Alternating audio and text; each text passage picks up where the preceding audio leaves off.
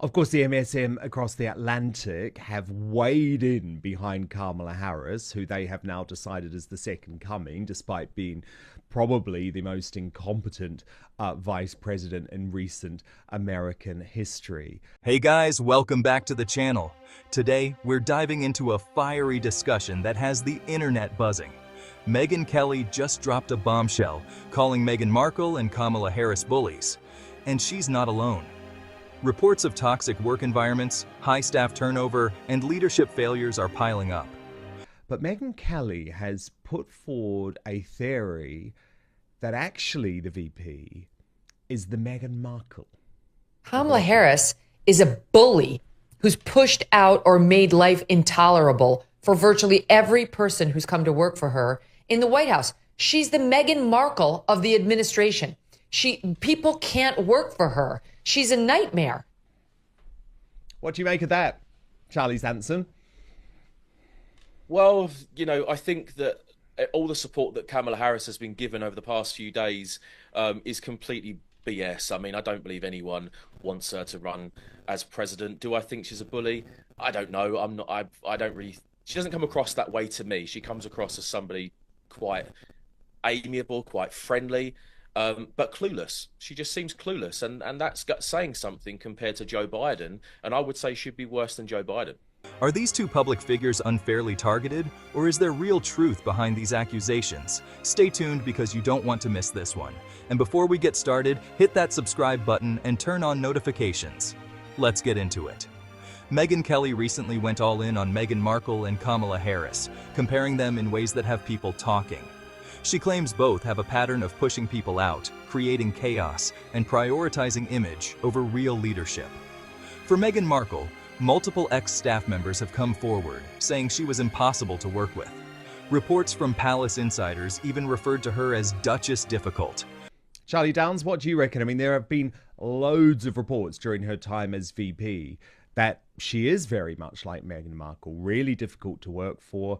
Loads of staff have left her office and maybe puts on a nice front in public. But actually, what Megyn Kelly was saying was much more accurate in terms of what sort of woman she really is. Yeah, I mean, it's hard to say. I mean, I'm not hugely interested in Kamala Harris, to be honest. I don't find her particularly remarkable, so I don't think about her very much. What I do think is interesting about what's happened over the last week with Biden and Harris coming in to sort of fill his shoes is I don't know. I hesitate to give the Democrats this much credit, but I actually think they've played a blinder with this one, because I think what they're doing, if they are as intelligent and Machiavellian as I'm giving them credit for, what they've done is they have gotten rid of Biden.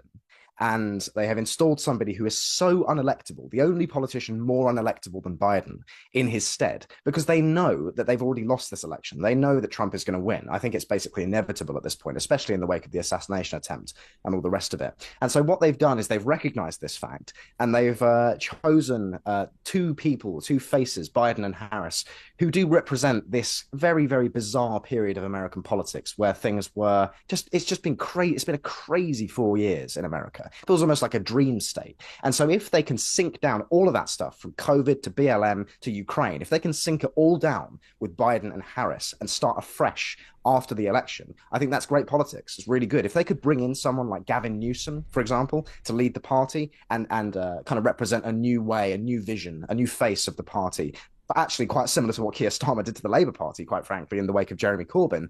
I think that that's actually very intelligent. Now, that's not to say that I support them, because obviously I don't. But, just reading the situation as it is, looking at it through a value-free lens, if that's what they're doing, then I commend it. Goodness me, I hope you're right, but there's real concern now amongst Trump's inner circle that actually Harris is going to provide much more of a threat. And we saw a real change in tone from the Donald overnight. I think he agreed with you when Biden was still in place that he was going to walk this thing and he was going to change his language and become much more of a unifier, uniter. But at this rally last night, with Kamala now as the sort of presumptive nominee, really. I mean, she's got it. He totally changed tack. Watch this. Kamala Harris has high staff turnover, frustrated aides, and whispers from the White House about a toxic work environment. Is Megyn Kelly onto something? Or is this just media hype? Drop a comment below. I want to know what you think. Both Meghan Markle and Kamala Harris have had waves of people quit on them. Meghan lost key aides during her time in the royal family, some within just a few months. Kamala's vice presidential team has seen numerous exits, with staffers reportedly saying they felt disrespected or undervalued. You know, I was supposed to be nice. They say something happened to me when I got shot. I became nice. And when you're dealing with these people, they're very dangerous people. When you're dealing with them, you can't be too nice. You really can't be. So if you don't mind, I'm not going to be nice. Is that okay? They want me to be nice.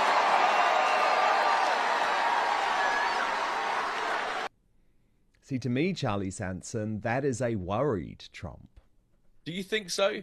I think this is just Trump going back to type. Trump has always taken shots at people. And I think, well, I can't wait to see the kind of comments he makes with regards to Kamala Harris in the upcoming election. You know, some of his highlights in the past are just astronomically funny. I mean, they're unbelievable. And I can't wait to see what happens. I don't think he's worried whatsoever. I think he's calm. I think he's actually rather settled at the prospect of actually having a challenge. Charlie Downs, we are being gaslit, especially Americans, by the MSM at the moment, who are literally lying over Kamala Harris. But I don't know, do you not think there is a certain power in that sort of ability to try and create Kamala as this great progressive hero? Or do you think they're making the same mistake as they made with Hillary Clinton back in 2016, where actually there was a real disconnect between the polls and the celebrity endorsements and actually how real Americans felt? Are these people just bad employees, as their defenders claim? Or is this a pattern of toxic leadership? If you're still watching, make sure to hit that like button. The public versus private persona. One of the biggest issues here is the image versus reality debate. In public, Meghan Markle presents herself as a compassionate humanitarian, but behind the scenes, ex-staffers describe a very different experience. Kamala Harris? She's supposed to be a strong leader, but she's been called unprepared, dismissive, and difficult to work with.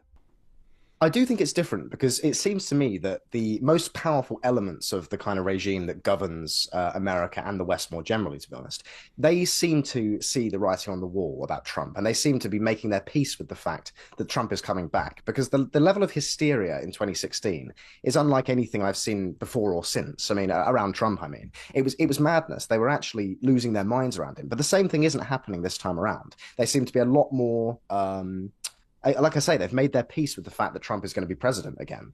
And I think, again, those people who occupy the highest positions of authority within the power structure that governs America, they're not stupid people. Like, as much as we'd like to think that they're all idiots, there are actually some extremely intelligent people within the ruling class of America. And those people, I think, are thinking in the way that I was talking about before, which is they recognize that Kamala Harris, to the vast majority of Americans, is extremely unpalatable and unlikable, and she just comes across as a kind of ditzy kind of whine-on who seems. I mean, there's been footage of her in the past where it's looked like she's drunk, and she's she's been very condescending to people and this sort of thing. So she's a very unpalatable character, and so I think that they are, looking at Trump as being the next president, and they're just trying to make the best of that kind of situation.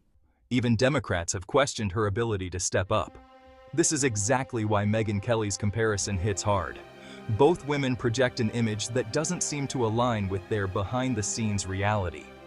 And listen, if you're new here, don't forget to subscribe because we go deep into stories like this all the time. The media's role in their image. Let's be real, mainstream media plays a huge role in shaping narratives. They've gone all in on defending both Megyn and Kamala, branding every criticism as sexism or racism. But is that fair? Or are they just covering up legitimate concerns about leadership and character? Remember when media tried the same playbook with Hillary Clinton in 2016, hyping her up while ignoring the real disconnect with voters? Are we seeing history repeat itself with Kamala Harris? Let's talk about it. Do you think the media gives them a free pass? Let me know in the comments. At the end of the day, leadership isn't about being liked. It's about being effective.